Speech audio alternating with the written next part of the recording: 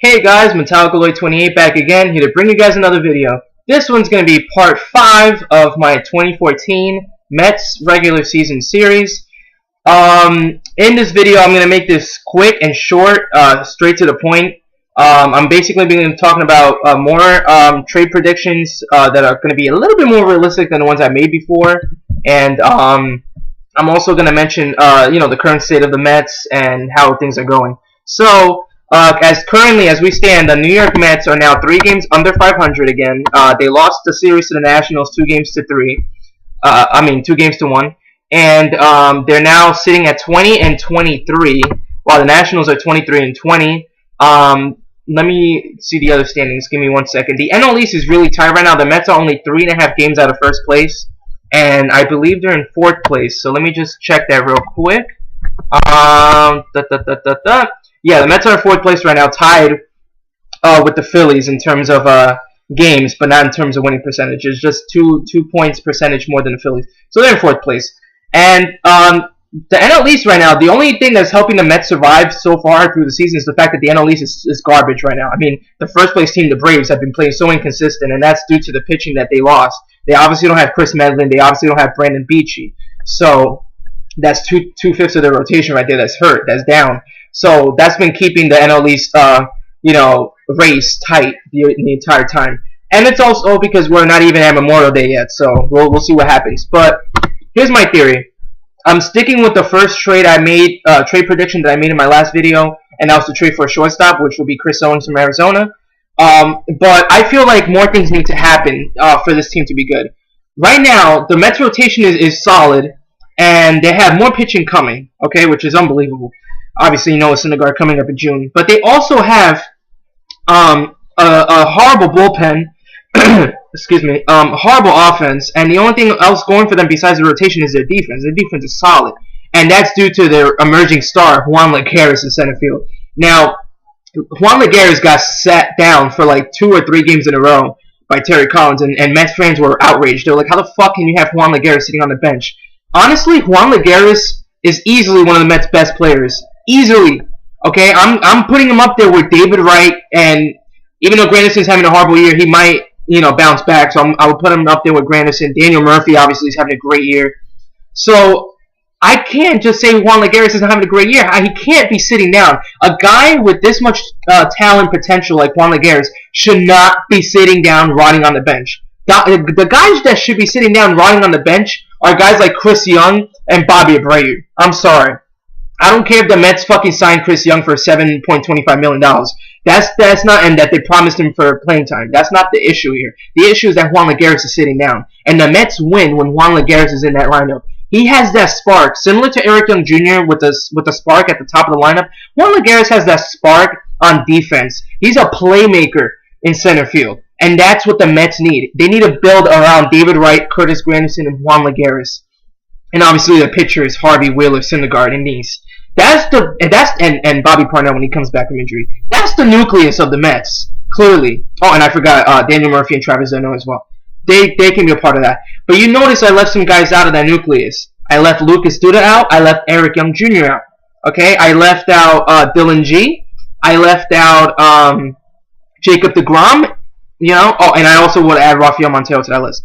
So there's some guys that are going to have to be evaluated to see who stays and who goes. That's basically what 2014 is for the Mets. Mets fans don't want to admit it, but that's what this season's for.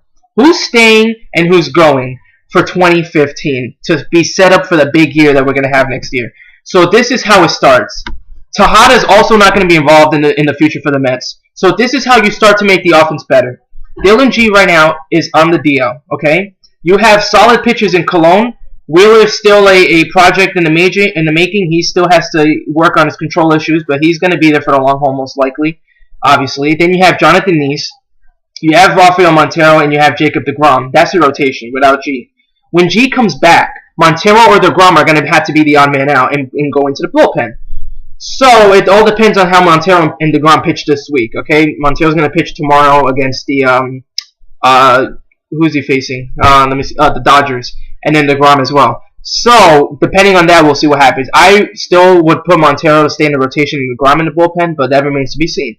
Now, what I figured is when Syndergaard comes up in June, most likely after his Super 2 arbitration status or whatever, the problem is going to be now what's going to happen with that other spot. Montero and DeGrom, one of them are going to be in the bullpen. But then, what? Montero's going to get sent to the bullpen regardless anyway? Or is G going to get sent to the bullpen? Because Syndergaard is going to take up a spot, obviously. I mean, this guy's predicted to be better than even Zach Wheeler. Some people even had him being as good as Matt Harvey. These scouts are saying he might be as good as Matt Harvey. So we're not getting rid of him. He's part of the future, obviously. So this is my theory. The Mets clearly are just 2 or 3 players away from finally being a contending team. And it's sad that Sandy Alderson didn't take care of this issue in the offseason, like signing guys like Steven Drew and Nelson Cruz. I feel like if he had signed guys like Nelson Cruz and Steven Drew, or even Jose Abreu and Steven Drew, or all 3, this team would have been far different than what it is right now. I mean, he blew it by not signing Jose Abreu. That was the big one he should have signed. I can't believe he didn't sign Jose Abreu. But whatever, it is what it is. He has a chance to redeem himself now.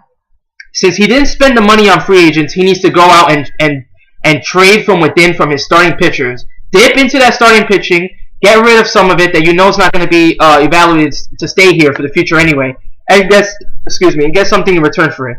So the first trade, like a prediction that I made in past videos, you trade Dylan G and catching prospect Kevin Plawecki, because that's what Arizona wants, to Arizona for Chris Owings. He will be a shortstop. Tejada would then get moved to the bench. That's it. You need Tejada late in games for defense, so be it. Okay, that's it. He's nothing more than a bench player, even a minor leaguer at that. Okay, right there, you solve 2 issues. Your shortstop issue with the offense and the defense, and you solve your leadoff issue, because then Chris Owings can lead off. Now, the only reason why Eric Young Jr. is in the lineup is because he's the only guy that can lead off. However, things will change if the Mets get a leadoff guy. If they get Chris Owings to lead off, Eric Young Jr. no longer needs to get playing time, which will solve the outfield situation as well. So you're killing like 3 birds with 1 stone. And Juan Lagares will be the definitive starter in the outfield along with Curtis Granderson and Chris Young. They will be it. Okay, you have Chris Young in left, Lagares in center, Granderson in right for the rest of the year. Okay, end of story. Eric Young Jr. will be on the bench, and he'll be the spark plug coming off the bench. And he could be a similar player to what like Andy Chavez was back in 2006, 2007 for the Mets, when he was that 4th outfielder, that spark that always came in and did drag bunts and had great diving catches and had great leaping catches. Eric Young Jr. is that type of player. We shouldn't get rid of him. I do like him, but I don't think he's a starter. So now, I feel like the Mets need one more trade to happen. Because now the rotation's freed up, because now they can have Wheeler, Colon, Wheeler, Syndergaard, Neese, and Montero. Okay, G's out, and DeGrom will be in the bullpen. Now, this is where DeGrom comes into play. He's not going to be for the future as well, unfortunately. But the Mets' other issue, I believe, is at first base. Lucas Duda is having an okay season, I understand. He has 5 home runs, 17 RBIs. He's hitting a respectable, like, 252 or something like that. But he's not the future first baseman of the Mets. The future first baseman of the Mets is who they drafted in Dominic Smith. You know what I'm saying? And that guy's years and years away. So I figured this. Why not the Mets do with this? Pull a trade for a slugging first baseman. I know I made a trade prediction for Carlos Gonzalez in Colorado, but the thing is, I don't want to give up Juan Lagares, because that's what they're going to have to give up in a trade like that. And the thing is, I feel like the Mets have made that mistake once before, trading an emerging star in center field in Carlos Gomez years back when they traded him for Yohan Santana. Of course, when that trade happened, I mean, every Met fan was happy. I mean, you can't condemn Omar Minaya for making that trade. I mean, it was Yohan Santana at the time. But look at Carlos Gomez now. This guy's a fucking star in Milwaukee. You know, he's going to get paid a ton of money, and this is exactly the type of player we were missing in him. I feel like Juan Lagares is going to blossom into Carlos Gomez. I really, truly think so. I don't think he's going to hit as much as Carlos Gomez has been hitting. Like, I don't think he's going to be a real home run threat. But I do think he can have the power, hitting potential that Carlos Gomez has, the speed potential that Carlos Gomez has, and obviously he has a better glove than Carlos Gomez, so he's already superior than him at that.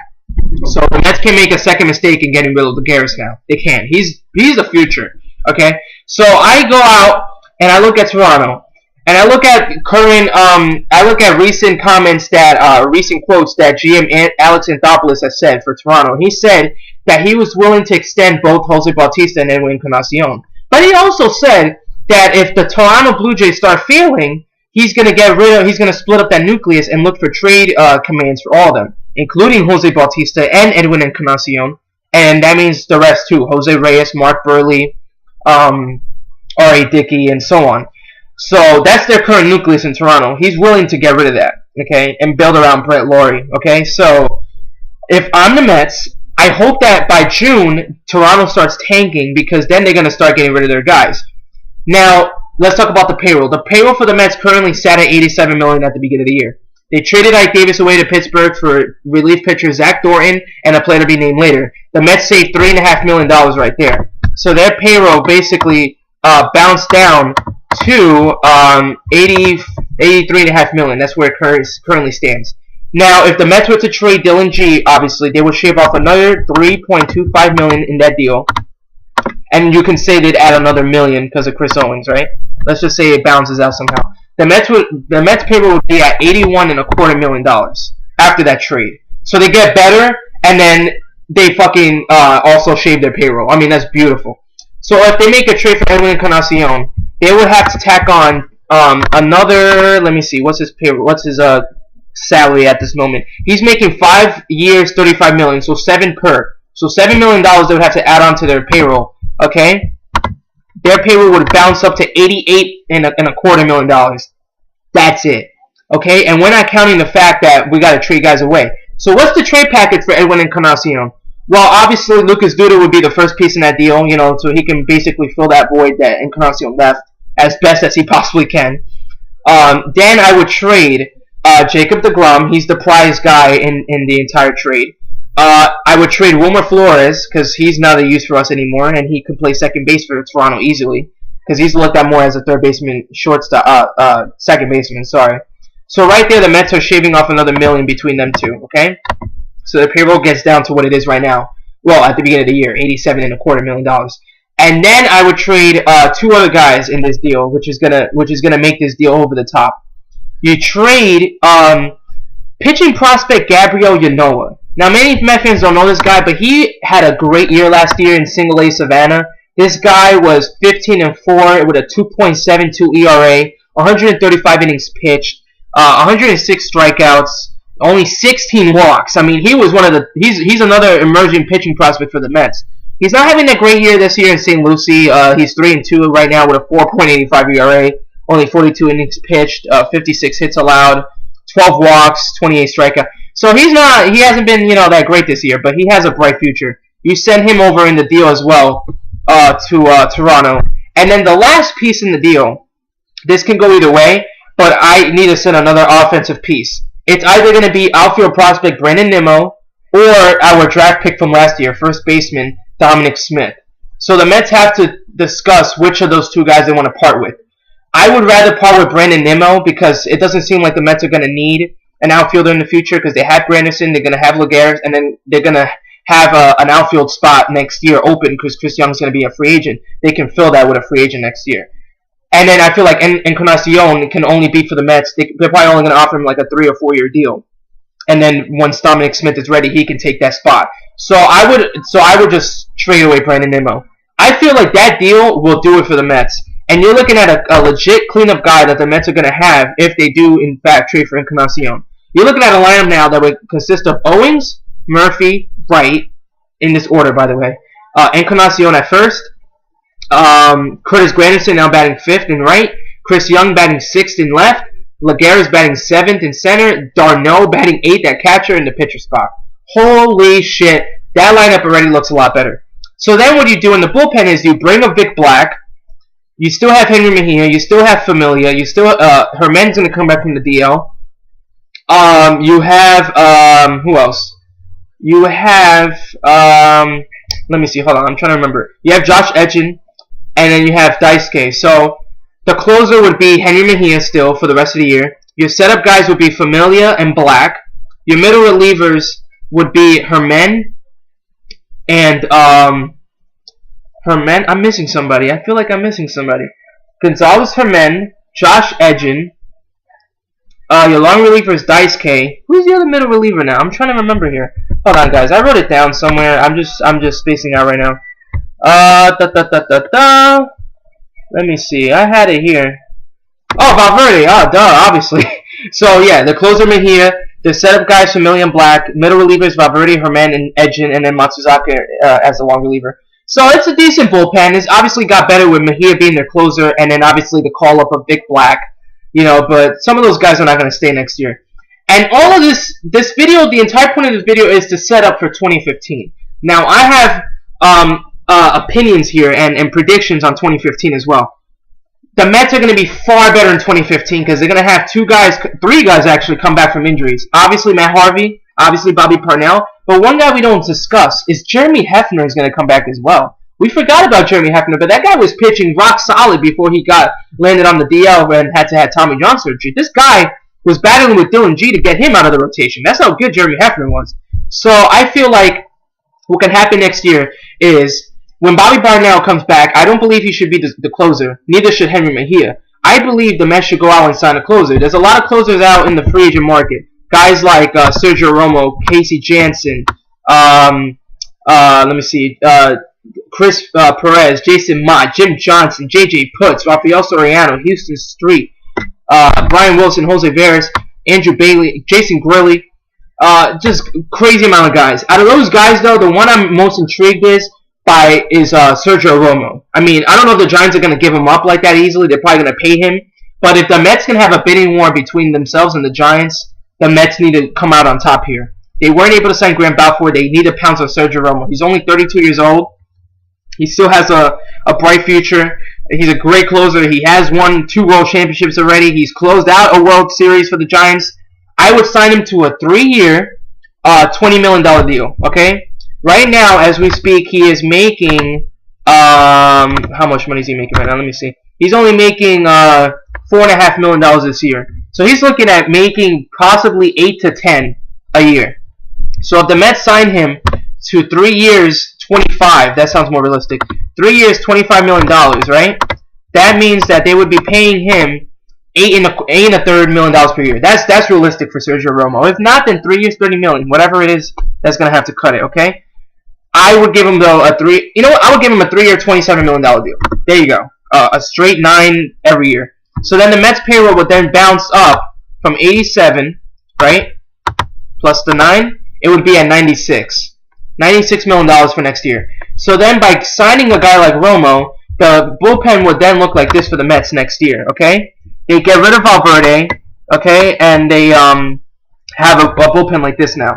Romo as your closer, Parnell as your 8th inning guy, Henry Mejia as your 7th inning guy, Black as your 6th inning guy, Familia your other middle reliever, Herman your other middle reliever, Josh Edwin as your lefty specialist, and then your long reliever, Jeremy Hefner. Okay, the Mets don't re-sign Valverde and Daisuke. They get rid of them. And you replace them with guys like Romo and Hefner. I mean, holy shit. That bullpen now looks legit for next year. And then the rotation will look like this for next year. Harvey, Wheeler, Syndergaard, and Cologne. Okay, obviously G got traded. Obviously G got traded. Obviously DeGrom got traded. And that's what it's going to be. Oh, actually, I forgot about Montero. Montero's actually going to be in the bullpen as well. So I guess I would replace someone in that bullpen. So maybe I would replace Jeremy Hefner then. Okay, that makes sense. I would replace Jeremy Hefner with Rafael Montero. There you go. So Hefner is going to have to wait a while until he, comes up. But that's even better. That's even a better bullpen. So then that's what the rotation would be like. And then I feel like the Mets have enough money to fill the void that they're going to lose when they lose Chris Young. So then the payroll's at 96. You shave off $7.25 million, right? Because you're no longer going to need Chris Young. And then you go ahead and you sign a guy like Nelson Cruz and finally give him the contract he wanted. Give him a 4-year, $60 million deal, just like they did to Curtis Granderson, and you're adding $15 million to your payroll. And the Mets payroll would then be at $103.75 million for 2015. That's extremely realistic for a team like this. I mean, extremely realistic. I don't see why the Mets can't do this. Then you're looking at a potential lineup for 2015 as follows. Chris Owings leading off at short, Murphy batting second at second, Wright batting third at third, and Encarnacion batting fourth at at first base. And then either Granderson batting fifth in right field and Cruz batting sixth in left field, or vice versa. And then Lagares batting seventh to center, Darno batting eighth at catcher in the pitcher spot. Okay, the bench would consist of Anthony Recker, Eric Young Jr., Ruben Tejada, and if they want to have Josh Stanton or Eric Campbell there at first base, and then re-sign either Bobby Abreu or get another outfielder. And this team is legit for 2015. I mean, that's what's going to win it for them in 2015. That's my opinion. You guys obviously will have your own. But what do you guys think about this? What do you guys think about my theories of what can possibly happen? This seems more realistic than the trade predictions I made in the past. So I wanted to put this video out for you guys to see what you guys think about this. Do you think the Mets should do this, could do this, or would do this? Feel free to comment down below. Keep subscribing to my channel so I can keep giving you guys these videos weekly or bi-weekly, whatever, depending on however I feel like doing it. I will come out with my part 6 video to my 2014 Mets regular season series shortly. It'll probably be next week. And I will update you guys on anything I hear, any trade rumors I can possibly read online or hear from anybody, and I'll post it onto my next video. And I'll just keep updating you guys on how the Mets currently are doing in the regular season. So with that, I'm gonna call it for here, guys. Metallica 28. You guys have a great day. Be sure to check out my next video, which will be part 6. And that's it. So I'm out, guys. Have a great day.